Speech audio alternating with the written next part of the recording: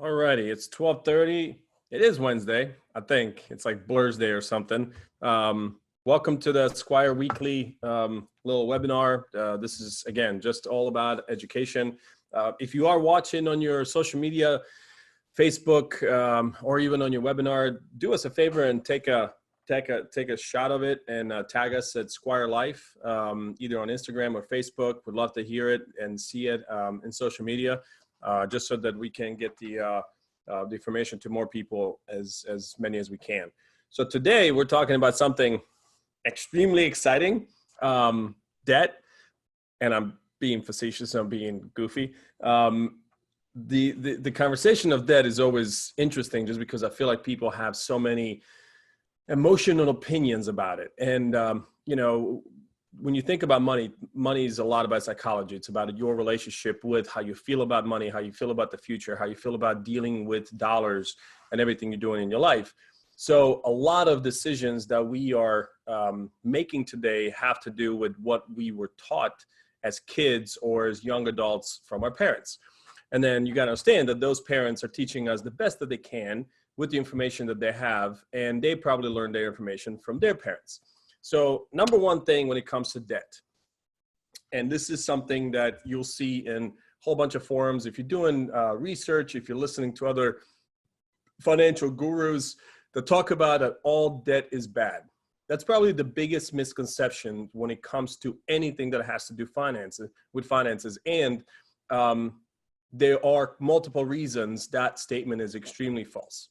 So I'll cover the history of debt and probably where that statement came from and why people are so emotional about it. So one thing that you have to remember, there is good debt and bad debt today. If you think about it, your grandparents, your parents probably always told you that all debt is bad. If you cannot buy it with cash, don't buy it. You don't need it. Live within your means, which I completely agree with.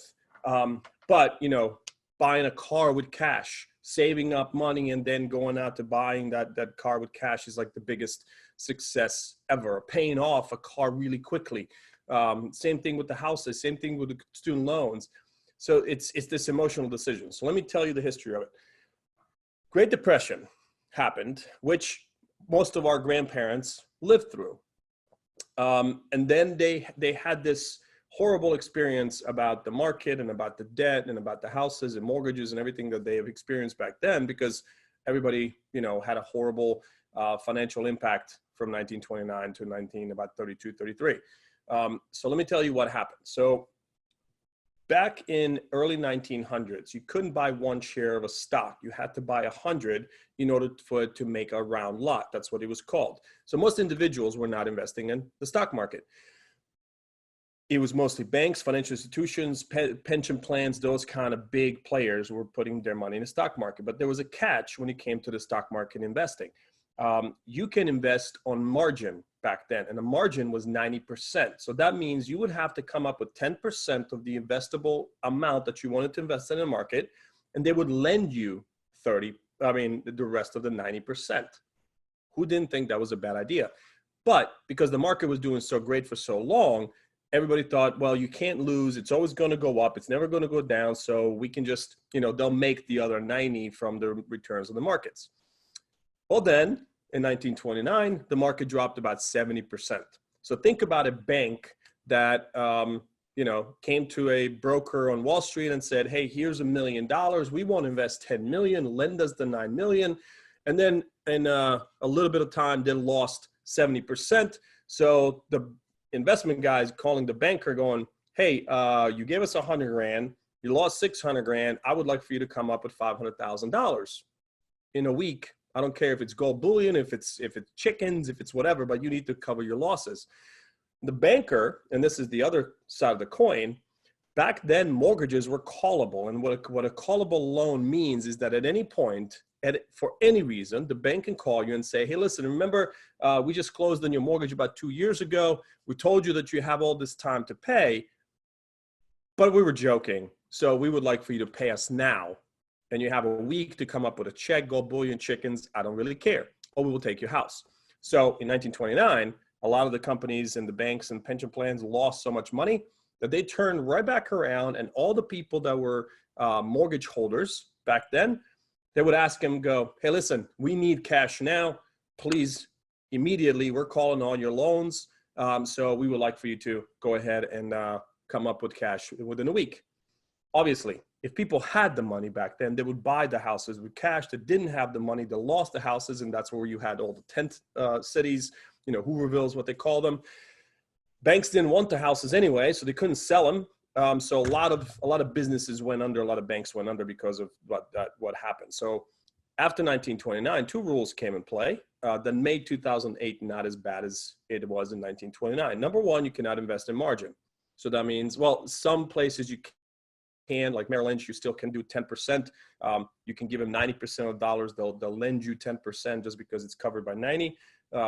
Not a lot of places do that, but no more 90% lending. So that's pretty much out for most retail investors. And then the number two thing, which is the biggest thing, and this is why I'm starting this conversation about debt, debt is not callable anymore. If you think about 2008, if you were the one that lived through that, as long as you were paying your mortgage, nobody could take your house away. Nobody could take your car away. Nobody could take and call you for your personal, college loan and say, hey, we need this money immediately. As long as you were abiding by the contract, the banks don't have recourse and they cannot call your loan for no purpose whatsoever. Now, that brings us to today. If we know this, then the old, adage, the old way of thinking about debt, because the grandparents teach you, use your cash, don't use credit cards, don't mortgage your house, don't buy a car with the bank's money. You never own it. You owe somebody, they can call you at any point. They can't. So now debt is all about efficiency. If you think about it, it's all about, could I do something better with my money rather than paying for something with cash? And we're talking about the delta in between. Let's say that, Joe is a buddy of mine, and Joe calls me and goes, hey, listen, I need $10,000. I'm really in a bind. Could you lend it to me? And I said, sure, Joe, I like you. I know what you do for a living. You always, you're a stand-up guy. Here's 10 grand, but I will charge you 5% interest. And Joe goes, no problem. Thank you very much. And Joe, the next day, gets a call from Bob, and Bob's like, oh my gosh, I'm in such a, shitty situation. I need 10 grand. And Joe's like, well, I have 10 grand. And Bob's like, I'll pay you 10% interest just because you're lending me the money. So now Joe owes me 10 grand, he's paying 5%, but he gave it to Bob, he's making 10%. He's making 5% of just holding the money. Is that a really debt, or is it a positive, effective way of using money? We call that velocity money, moving money around. That's what you got to think about. There is psychology around it because you have to pay off your debt. So the biggest thing about bad debt compared to good debt is the difference between simple math and compound math interest. The best way to explain that, compound math interest is like interest babies having babies on top of babies and a whole bunch of babies. It's like a whole bunch of rabbits just growing interest on top of your money. So that means if you have a $10,000 account, and I will use my big whiteboard. So compound interest works like this. You have a $10,000 account that you owe money on. Let's say it's a credit card, and it's at a 10%. It's a nice credit card, 10% interest. So by the end of the year, you would owe $11,000.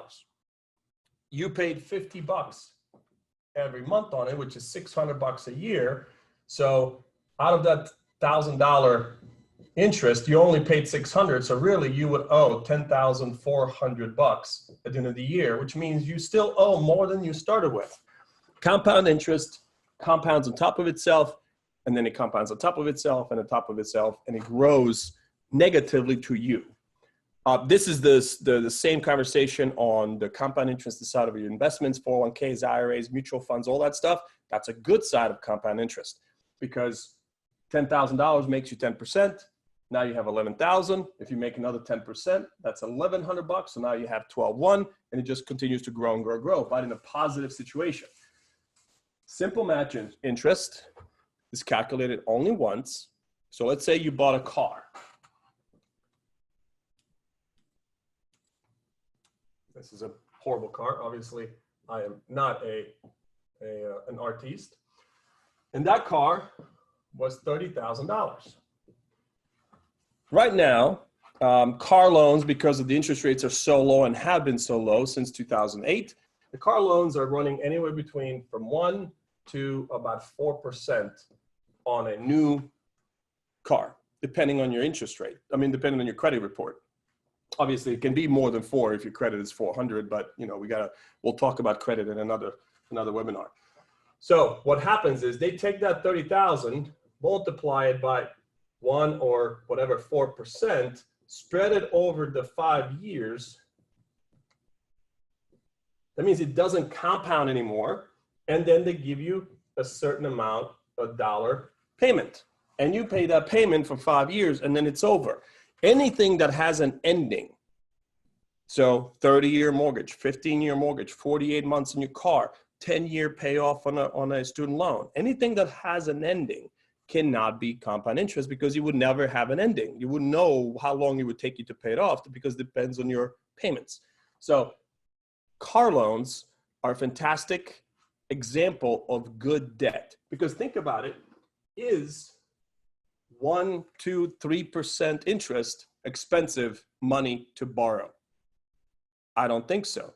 I think I bought my first car, I think it was like 8.5% interest, or maybe 9. My second car, because the interest rates went down, you know, obviously I'm older, I'm 42, interest rates went down, was at 5 point something. My last car was at 2.1%. So think about it. A lot of times people make decisions in a vacuum, like, well, I don't want to pay interest. Okay, but if I'm paying 1 or 2 or 3 or 4% interest, do you think that right now the stock market is a good place to put my money? And my 401k or a mutual fund or a Roth IRA or stock or something like that. Warren Buffett says, when there's blood in the streets, you buy.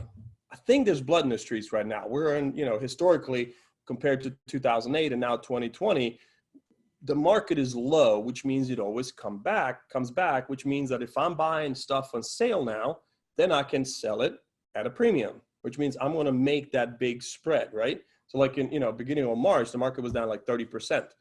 If I bought it beginning of March, already now I would have made 10% in like a month and a half, just because the market has rebounded already. We don't know what's going to do for the rest of the year. But in the longer term, if you're looking at over 2, 3, 5, 10, 15, 20 years, it absolutely would make you more money in a compound environment than the 1, 2, 3% simple math environment.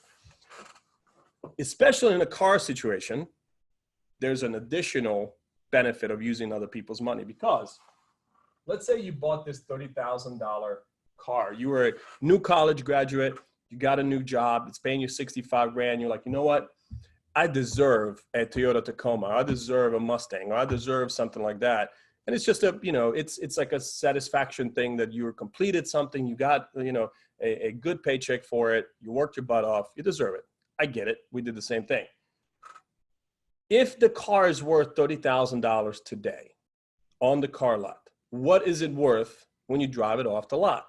Is it still worth $30,000 tomorrow? Could you tomorrow sell it for $30,000? Absolutely not. The depreciation in the first day, as soon as you drive that car off that curb of the car lot, is crazy, because then it's not a new car, it's a used car, and immediately, probably, I think the national average is about 12% loss of value on the first car when it's bought off the lot to drive it off the lot. So that means if it's just, let's say 10%, that's negative $3,000 just because you drove it off the lot. Would that be a good use of your cash? So you have a savings account, you saved up 30 grand, you go buy that new car, you have zero now in savings because you have this $30,000 car, but it's immediately worth $27,000. If somebody came to you and said, hey, listen, I have a great financial opportunity for you. You give me 30 grand, immediately I'll give you 27. I don't think that would be the best probably move. And then when you have to think about it, every day you drive it, there's loss and loss and loss and loss and loss and loss and loss and loss. Might as well be burning a $100 bill every day you drive this car if it's paid off. Compared to if you kept that money, you make the payment, this money can do something for you potentially better than that 1 or 2 or 3% interest rate, make you money. After 2 cars, if you do that, just the interest off of those accounts would be enough most of the time to pay for the car payment. And then you have a free car, and then you sell it, you get a little bit of money back, you add it to the account, and you just grow it. See, the biggest thing that people forget is that financial independence is not owing somebody something. Financial independence is having enough assets and passive income so that you don't have to go to work. Because you have a paid off car, paid off house, paid off credit card, paid off student loan, and everything else, does that mean that you can stop working? No, you still have to pay electric. You got to pay real estate taxes. You got property taxes. You got income tax. Yeah. You got car insurance, homeowners insurance, food, clothing, all that stuff. So you still got to go to work, but you don't owe anybody anything. And then you have to start saving for yourself. That's the disadvantage of prepaying low interest, simple math interest, especially tax deductible debt, compared to taking the money, putting in accounts that are growing compound interest, higher interest rate, and adding money on your asset side.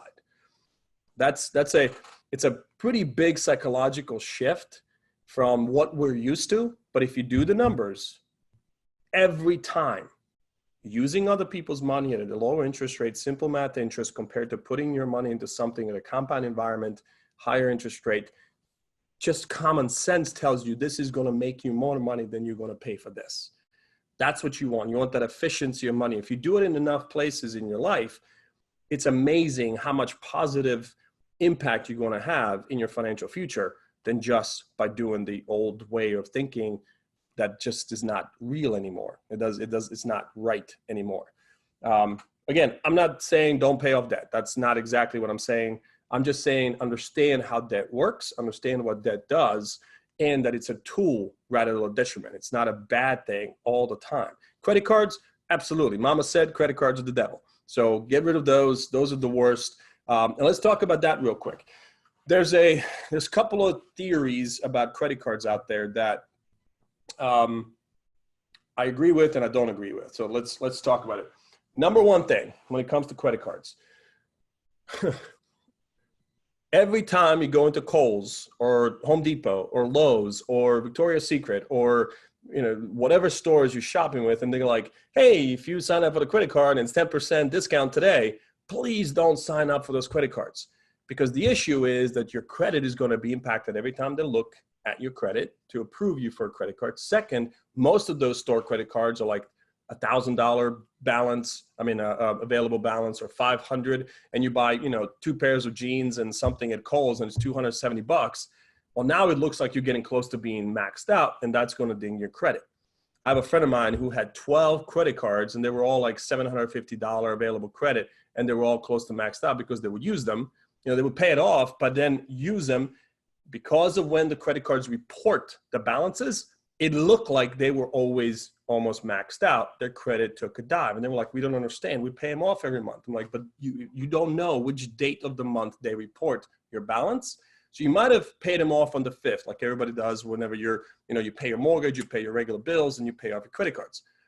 And then on the 6th, you went to Kohl's, you bought some shoes, you bought an outfit, you bought something for the kitchen, and now you spent $300 out of the $500 balance.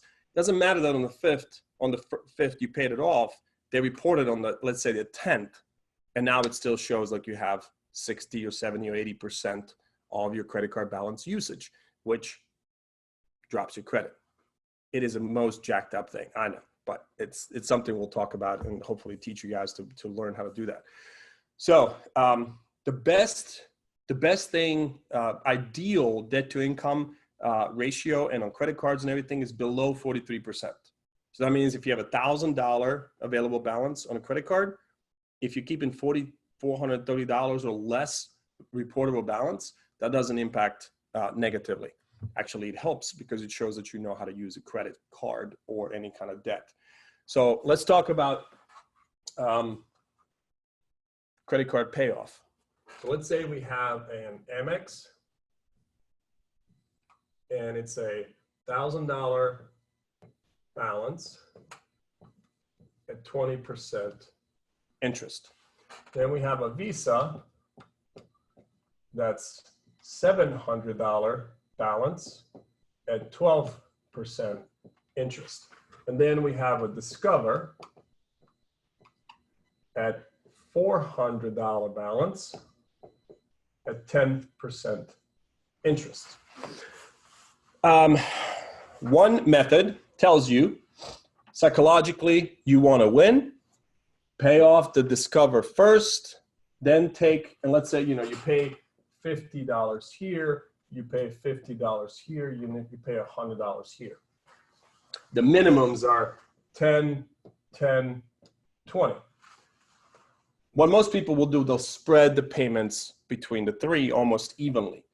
That's probably the least effective way to use cash.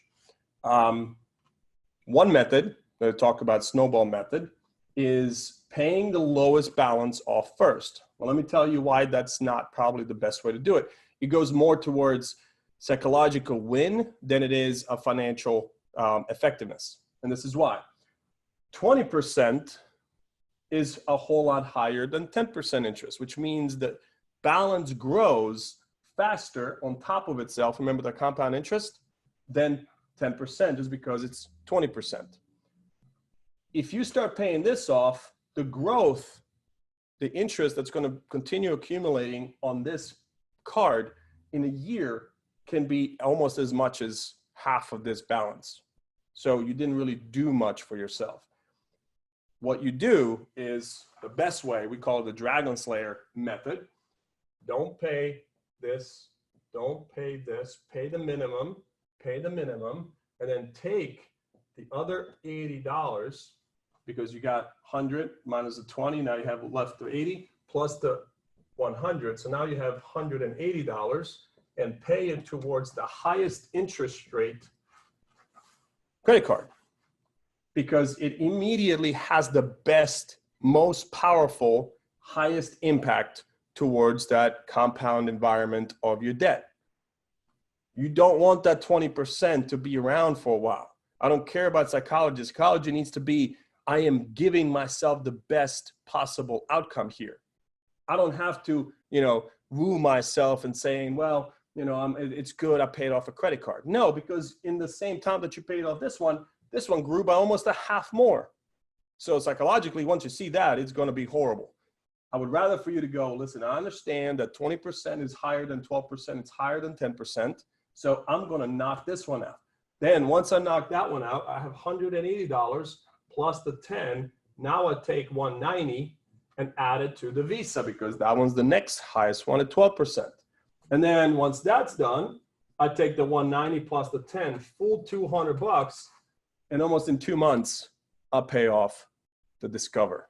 And here I am done quicker than if I'm going the other way around, which some people tell you to do. It is so much more efficient, way better, psychologically should be better, and it's going to pay off your credit card debt way, way faster. I'll tell you, some of this stuff, and of course, everybody has different numbers, can just feel like a huge task. This is what I'll tell you.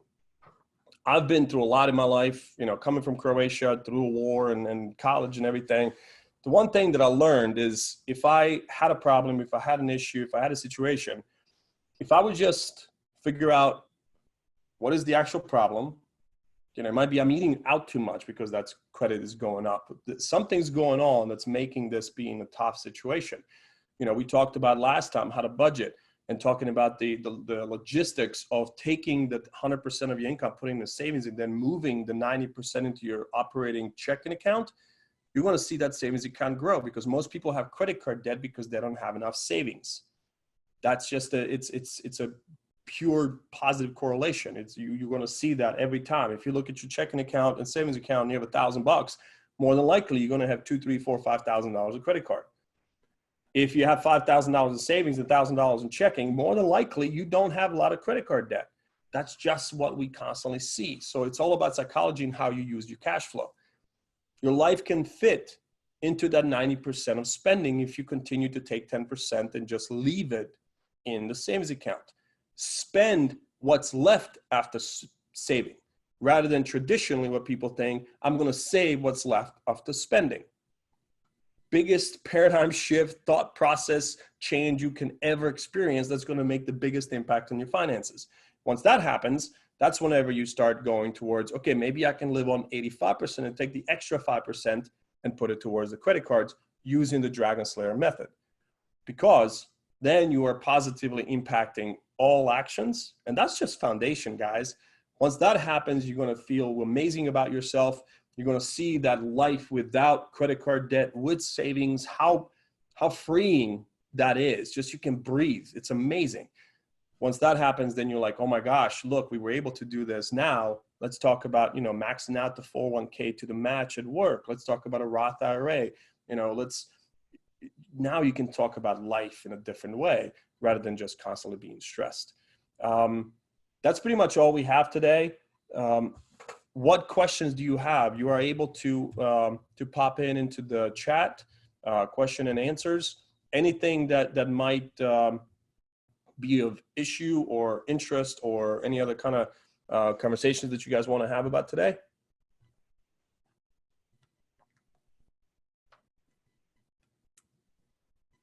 Okay, we are almost exactly at the time. It is 12:57. Guys, hopefully this was helpful today. You know that I enjoy teaching. Send us your questions. Again, if you can, post about us on Sqwire Life on Instagram and Facebook. Invite other people to watch. Again, we'll see you next Wednesday at 12:30. Guys, have a great day.